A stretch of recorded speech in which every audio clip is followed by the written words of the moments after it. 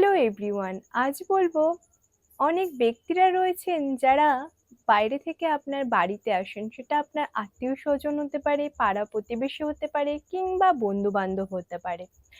আপনার বাড়িতে আসার পর চলে যাওয়ার কিছুক্ষণ বাদে দেখা যাচ্ছে আপনার বাড়িতে তুমুল অশান্তি লেগে গেছে, একে অপরকে সহ্য করতে পারছে না।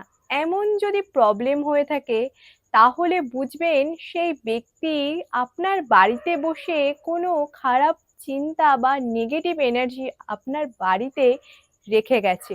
সেই কারণে কিন্তু এই ধরনের ঘটনা ঘটছে। তো কি করবেন? অবশ্যই রেমেডিটা জানবার আগে যারা আমার চ্যানেলটিকে সাবস্ক্রাইব করেননি, সাবস্ক্রাইব করে দিন, লাইক শেয়ার এবং ফলো করুন, এবং কমেন্টে অবশ্যই জানান।